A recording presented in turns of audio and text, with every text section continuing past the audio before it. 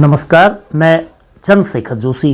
देवभूमि today में आपका स्वागत है। सभी को अगस्त क्रांति की 84वीं सालगिरह की बहुत बहुत बधाई। वहीं आज 9 अगस्त को भारत छोड़ो आंदोलन के दिन शिक्षक कर्मचारियों ने भी एक आंदोलन का बिगुल बजा दिया है। मुद्दा नया नहीं है, लेकिन चंद महीनों बाद होने वाले विधानसभा चुनाव के मद्देनजर आंदोलन की धार तेज कर दी गई है।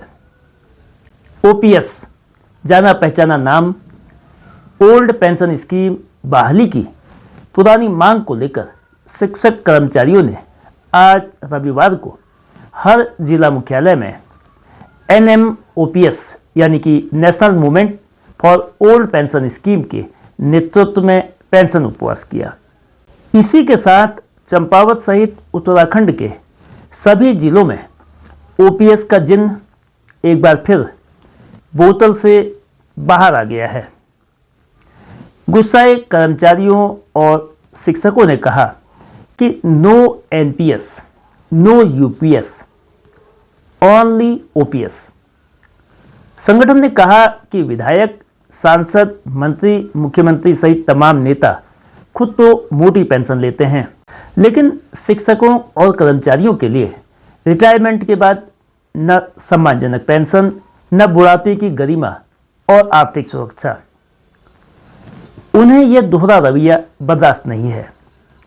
आज चंपावत के धरना स्थल में कर्मियों ने चेतावनी दी कि सरकार ने अगर पुरानी पेंशन बहाल नहीं की तो उसे इसका खामियाजा भुगतना पड़ेगा।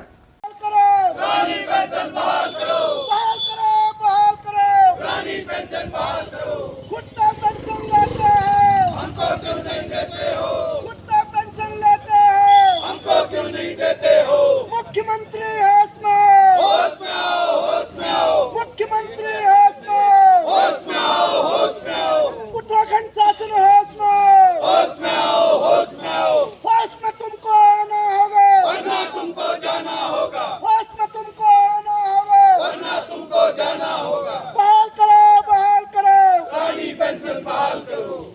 ये अल्टीमेटम इसलिए भी महत्वपूर्ण है कि जहां से यह आवाज गूंजी है वह खुद मुख्यमंत्री पुष्कर सिंह धामी का निर्वाचन क्षेत्र है। तमाम कर्मचारी और शिक्षक उत्तराखंड में 13 सितंबर को देहरादून में मुख्यमंत्री आवास भी घेरेंगे, ऐसी आगे की योजना है। कर्मचारी आगामी विधानसभा चुनाव से चंद महीने पहले आंदोलन की रणनीति के जरिए सरकार को दबाव में लाने की स्ट्रेटेजी पर काम कर रहे हैं, ताकि पेंशन के मुद्दे पर उनकी गंभीरता से सुनवाई हो। अन्यथा सत्तारूढ़ दल को इसका खामियाजा चुनाव में भी भुगतना पड़ सकता है। देखना यह है कि क्या सरकार ओपीएस पर विचार करने को तैयार होगी। जिस पेंशन मुद्दे पर शिक्षक कर्मचारी लगातार मुखरता से आवाज उठाते रहे हैं, आखिर वह है क्या? आइए इसे सिलसिलेवार तरीके से समझते हैं। ओपीएस यानी कि ओल्ड पेंशन स्कीम में कर्मचारी शिक्षकों को रिटायरमेंट के समय अंतिम मूल वेतन का 50% हिस्सा निश्चित तौर पर पेंशन के रूप में दिया जाता है, यानी कि एश्योर्ड अमाउंट, जो मूल वेतन का 50% पेंशन के रूप में। कर्मचारियों को वेतन से कोई रुपया भी नहीं कटवाना पड़ता था। ओपीएस 1 जनवरी 2004 से पहले नियुक्त कर्मचारियों को दी जाती है।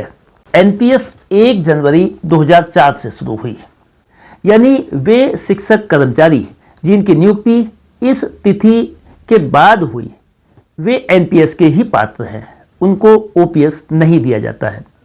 इस स्कीम में पेंशन के रूप में किसी निश्चित राशि की गारंटी नहीं होती। रिटर्न भी पूरी तरह से तय नहीं होता, वह शेयर बाजार और निवेश के मुनाफे पर निर्भर रहता है। साथ ही इस पर कर्मचारियों को मूल वेतन का 10% हिस्सा देना होता है। वहीं सरकार का हिस्सा 14% होता है। उन्हें एनपीएस या यूपीएस का विकल्प दिया गया, यानी इन दोनों में से वो किसी एक को चुन सकते हैं, यानी कि एनपीएस से वो यूपीएस में भी शिफ्ट हो सकते हैं। लेकिन शिक्षक कर्मचारी इससे कतई संतुष्ट नहीं है। इसमें कर्मचारी का योगदान एनपीएस की तरह 10% ही है, लेकिन सरकार का हिस्सा 14% से बढ़कर 18.5% हो जाता है।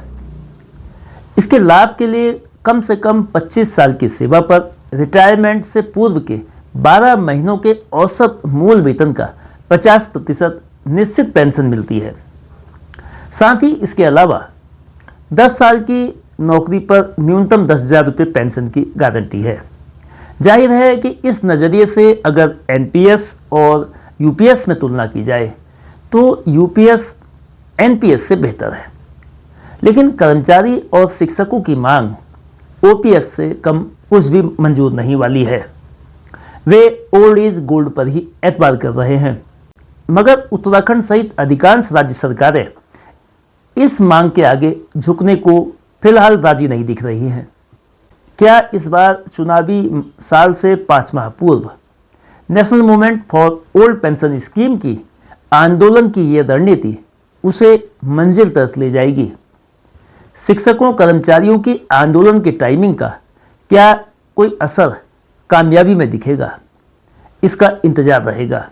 बहरहाल सरकार के लिए 13 सितंबर का मुख्यमंत्री आवास घेराव जो अभी घोषित किया गया है, अगर वह होता है तो फिलहाल वो बड़ी चुनौती होगा।